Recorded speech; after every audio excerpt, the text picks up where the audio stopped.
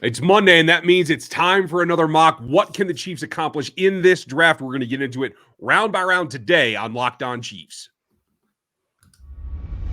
From the land of the free and the home of the Chiefs, this is the Locked On Chiefs podcast.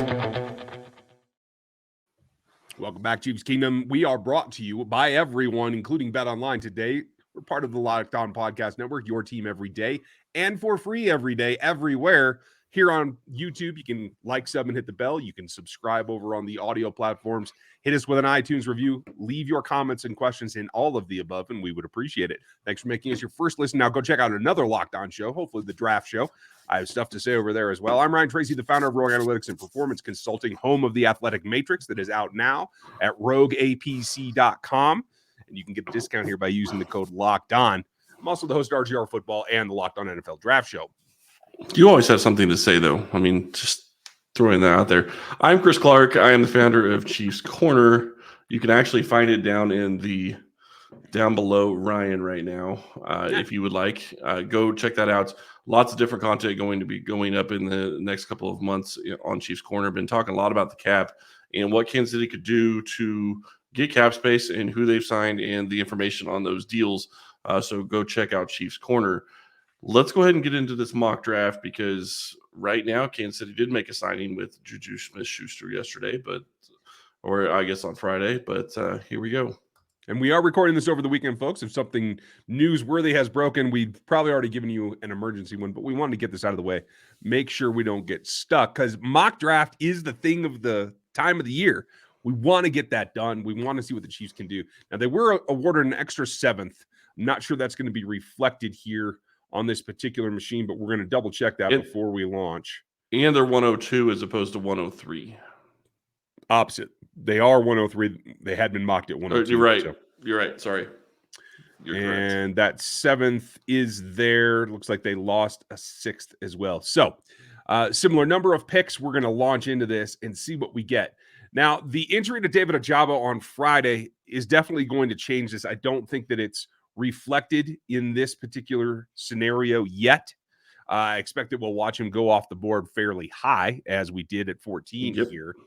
That I don't think is going to be accurate. I had him as a top 20 pick. I didn't have him in the top 10 because he's a developmental prospect, even if fully healthy. I do expect that he will fall a bit, not terribly. I don't think anybody's really relating on him being in the top, producers as a rookie because he does have some development to do. So we'll see what that brings, and maybe next week we'll get a shot at him. And the Chiefs have an offer. Well, let's go find out. We have an offer from the Patriots, and the Patriots want a slew of picks, but that's not terrible. I was just saying, from what I can see, that's not terrible. They're offering their first for the Chiefs' 3rd rounder and 2 7ths. Yes, please, all day on Saturday and so on and so forth. Kenny Pickett, Drake London is available. Devontae Wyatt is there. Oh, I like that. Karlaftis, Burks, Kenyon Green, Nakobe Dean, Devin Lloyd, both the top linebackers are available. Jahan Dotson, who has been climbing as of recently. Okay, hold on. Go back. I want to see this one more time. They're not asking for the 1st round pick? No, they're asking for the 3rd. Okay, done deal. Make the trade. I mean, you have to, right? Right. Okay. I don't think this is anywhere near based on reality, but we're going to go with it. And that's what we've done at this point. We go. They've accepted the offer. I feel like this is draft day all over again. I do as well. Devontae Wyatt, no question. I agree completely, but let's see what else we can get done because maybe somebody else wants to come up. Now we can get a slew of picks and move back to say Dallas. Yeah, it's already unrealistic. We're getting 2 picks in the top 30. Take Devontae Wyatt and go on down the road. Okay, Devontae Wyatt is the best interior pass rusher in this draft class.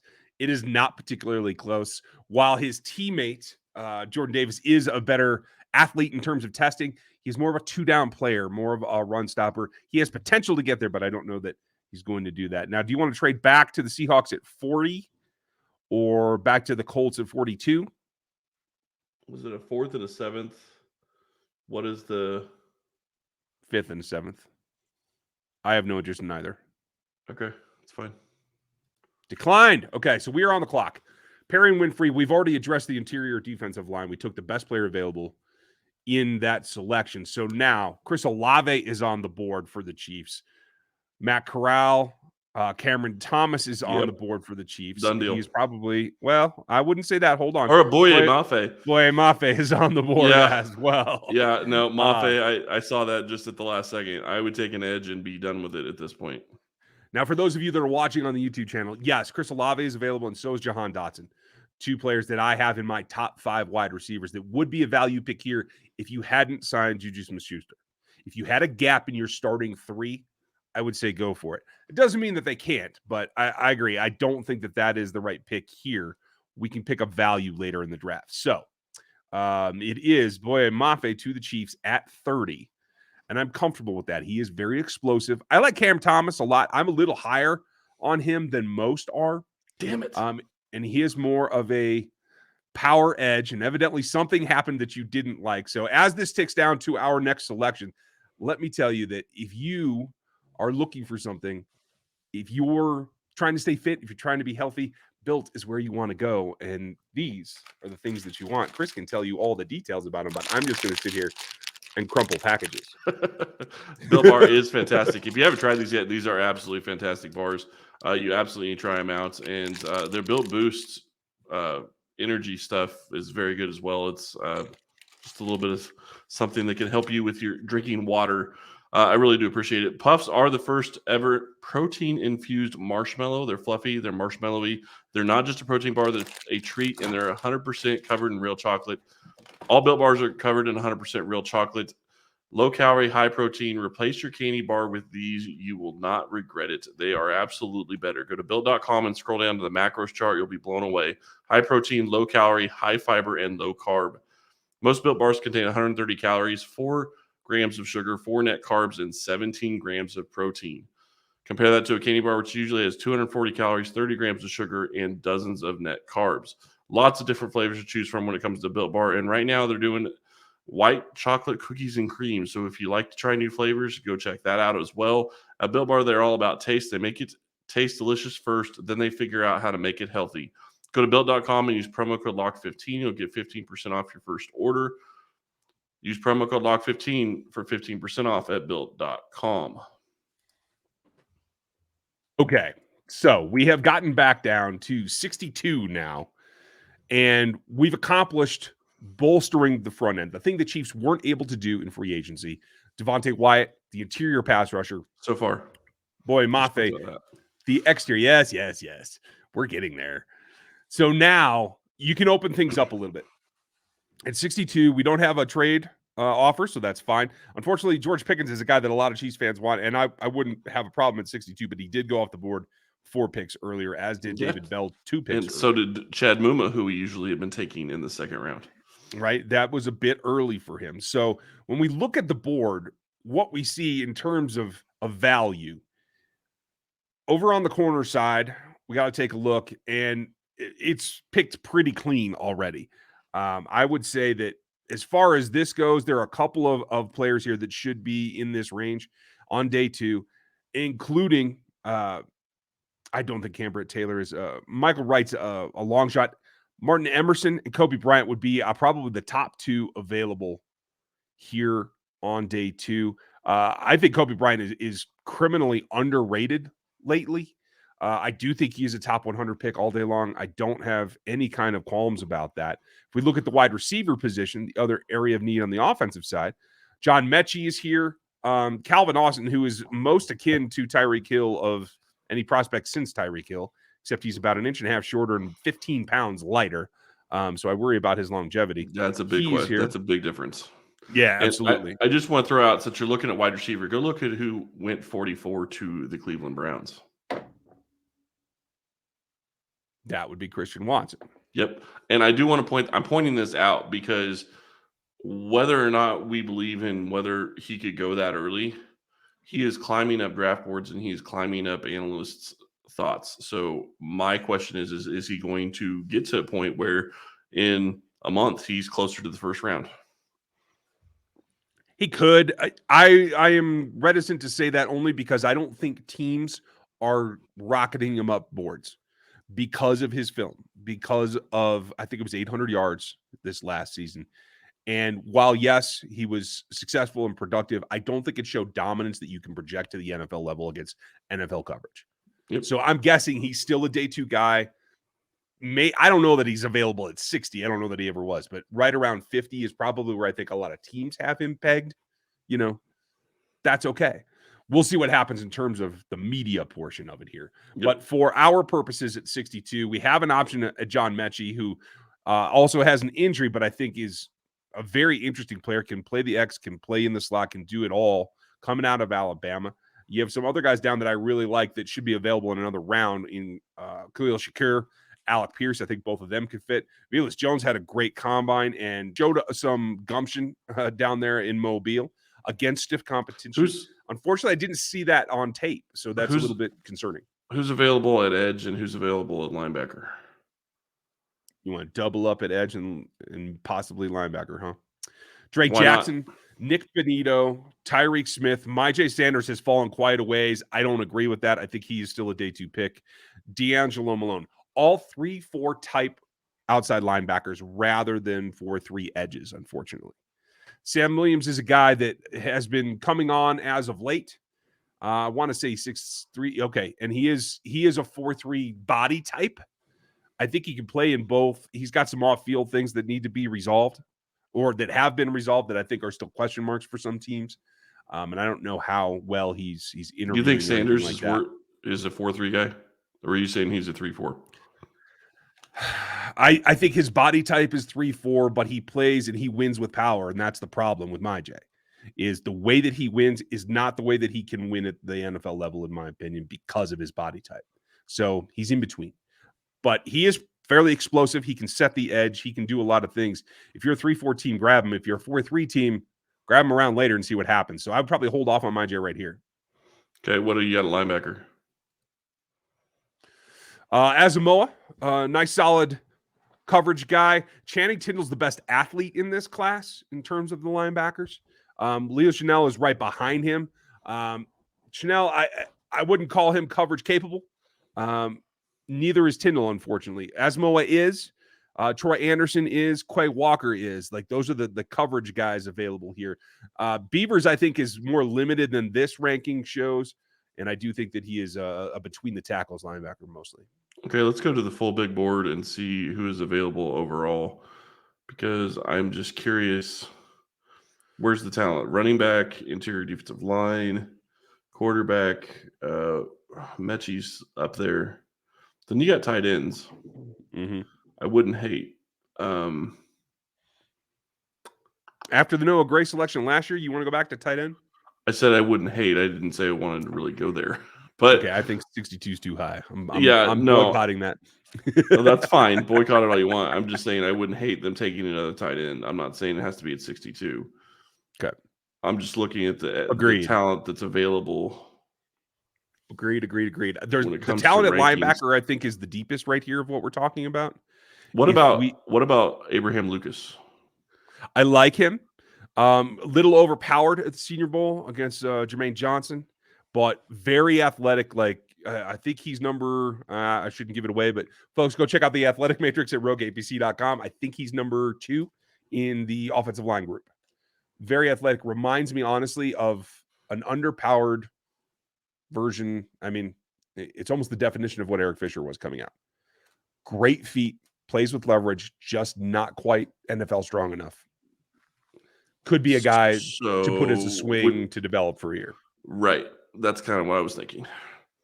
But again, I think there's too many fish to fry at 62. We come back in a round and he's there. I could see that. Okay. You tell me where you want to go.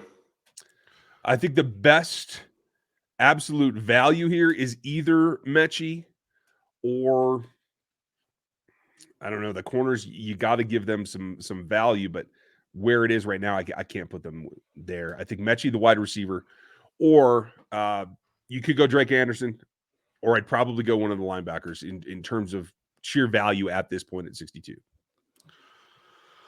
Whew. And that's Okay, that's well let's because do this. Let's go linebacker and make it 3 years in a row the Chiefs take a second round linebacker. Okay, can do. Do you want undersized coverage? Do you want solid size coverage in these two guys that might be available in the next round, or do you want power between the tackles? I'm tempted to grab Channing Tindall, but the coverage is a problem, and he's never started a ball game. Yeah, you need somebody that can cover because that's the position he's going to be playing. So pick somebody that you think can cover and take him. Brian Asamoah, welcome to the Kansas City Chiefs. There you go. So what that allows them to do is now they thinned out. They've answered a couple of questions. They still need depth at the corner spot. That is without doubt. Texans want to get out of 80.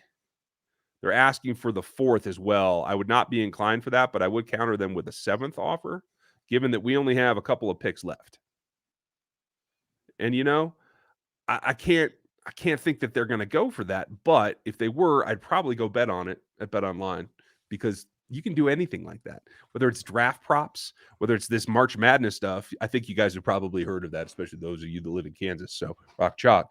But it's all going on right now, and you can get all the information and all the betting and all the stuff that you need, including podcasts and scores and updates, all the news to make informed decisions and put your money on the line in a way that makes sense. And hopefully we'll bring back some rewards. I like that. So all you got to do is head over to the website. That's BetOnline and check it out. With any device, including your mobile, whatever, it's completely easy to navigate on any kind of device. That's over at BetOnline where the game starts. Now we're back here. I'd pass on the trade. I agree with you. We're getting an interesting trade, but now the Chiefs are down to a 3rd round pick, a 4th, and then a 7th rounder, and that is it. So because we made that jump to get up into the 1st round again, I think that makes sense. So as we looked at it before, Channing Tindall's still here. Yeah. Hey, it is what it is. If the machine's going to let us do it, why not go for it?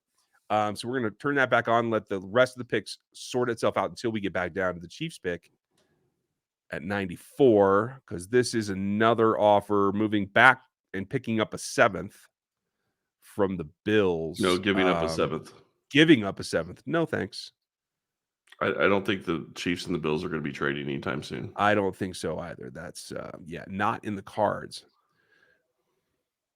But everybody wants to trade with the Chiefs, supposedly. Up to for a 4th and get it. No, thanks. Bye-bye. So now the Chiefs are on the clock back at 94th, their original pick.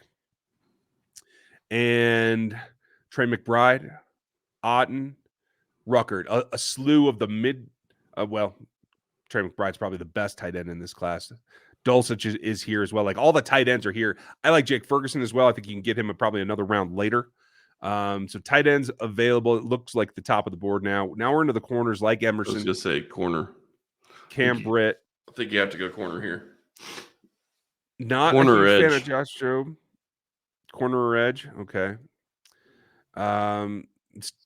Let's see here. Corners. Cam Taylor Britt is I think a more developmental project. I don't have him in the top 100, so I'm going to take him off the board. Kobe Bryant is here. He is the best talent on the board as far as I'm concerned. I think you can get him at round 4. So, you want to double up at edge? Tyreek Smith is a power rusher. Needs a little bit of development, but he has some juice. Myj's still here. D'Angelo Malone probably has the best get off in the class. He is a little bit lighter, a little bit more raw in terms of hand usage, etc. But he's a speed guy off the edge in a 3-4 stand up outside linebacker type role. They got to have somebody that can help contribute this year as a role player. So you pick whoever you think it is at edge, and let's go. I would go Myj here of anything, to tell you the truth. I still think he's a top 100 pick. So we'll put Sanders back on here. Tyreek Smith, I like. He is more developmental, though, and I think he's going to be a day 3 guy. I would say in the 4th, that's a perfectly good option.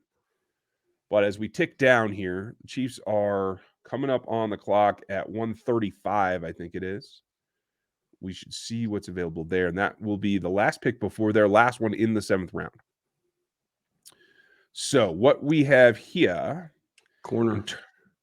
Well, we got to see what's there. Jalen Watson, possibly. Caleb Kobe Evans Bryant's still there. He is still there. I don't think that's a reality, but that is an easy pick. So, Kobe Bryant, welcome to the Kansas City Chiefs. Let me double check this. We're not doing the same thing we did last week, but we're close. We now have 2 Cincinnati Bearcats and one of the Georgia Bulldogs. So, a lot of college football playoff players so far. I like that. I don't think that's a hard and fast criteria, but it certainly makes sense. If you're going to bring in somebody from a lower level, make them at the top. Yeah, but the thing that makes sense the most to me is this is all defense. Look at all the different positions that you've helped on this team. Interior defensive line, Devontae Wyatt, if you can get him, that is going to help the pass rush. Yeah. Adding Boye Mafe is going to help the pass rush. Jay Sanders is going to be pass rush. You could still bring back Melvin Ingram and be good. And then you help the linebackers. You get another guy that can go cover that gives you a three down linebackers that you can be in good shape with. Corner, I think, is another position Kansas City is going to need to address. So I think Kansas City is actually in a really good position with who they've got. They don't have any more offensive talent yet, but they can still add in free agency. Now, there are 2 players left on the board that I very much like. You guys have heard me talk about Jareth Stearns. He's a Steve Smith clone. He's an inch or so shorter. He is explosive. He knows how to run. One of the standouts at the Shrine Bowl, as I understand. He is available. So is Kevin Austin Jr., who is the most athletic wide receiver in this class, at least through the combine. Just was in the doghouse, didn't get a lot of playtime, didn't get a lot of production at Notre Dame. But he is sizable. I want to say 6'3". Nope, 6'2", and very, very explosive. More of a developmental though. So like that's where you have to make the edge there. Who are your QBs? I don't care. Oh wait.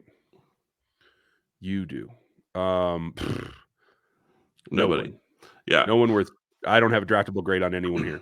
Right. No, I was just curious because I still think Kansas City could be looking at a QB late. What that means is Bailey Zappi went off the board, folks. So everybody celebrate. I'm good with your wide receiver. Yeah. Which one?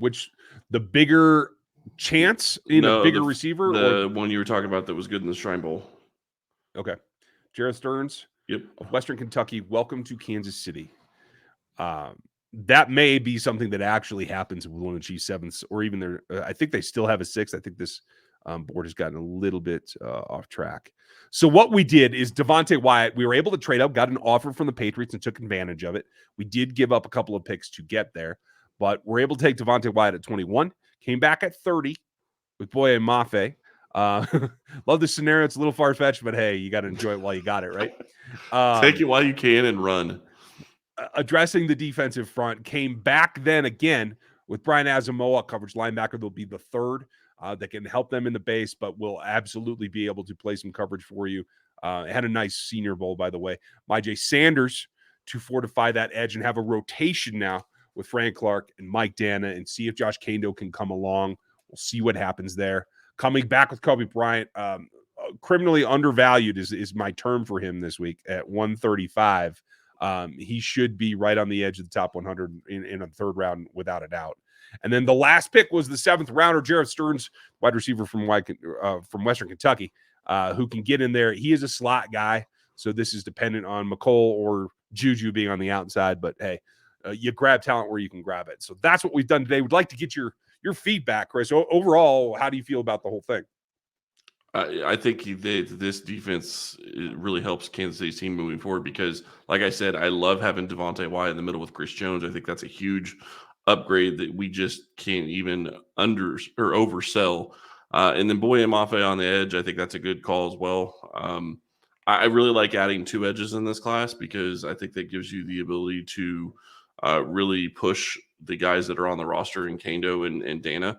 I think Dana's pretty safe on the roster. I think they like what they have in him, but Kando is a question mark in my mind. So he either contributes this year and takes a step forward, or he may not be on the roster. So I think that's a great position to be in, though. That's a very good point. Now the Chiefs go and sign one of these positions here on Sunday, folks. Later today, this would obviously be changed, but this is where it stands right now today when we were able to get this recorded. So Don't freak out if there's been a signing since then. This is still the general concept, and they still could fill in other positions in free agency. I think this is just now where they're going to start to get rolling. We'll have more for you if somebody does get signed. I was just going to say the last thing I want to point out is I think this is closer to Brett Veach draft type that you're going to have. I think he's going to only do 6 or 7 picks. Yeah, fair Kent enough. said he has 9. I don't think there's any way he's drafting 9 players. Yeah, I can't see that either. So that's what it is today. Leave us your feedback, like, sub, and hit the bell on YouTube. That's where you can leave your comments as well. Hit us with an iTunes review. And if you are on the audio platforms, please make sure you subscribe, because wherever you're seeing this or hearing this, you want to hear more of it, because it's just getting going in draft season. We got a long ways to go. Check out RokeAPC.com and KCChiefsCorner.com to get more information. Thanks for your time today.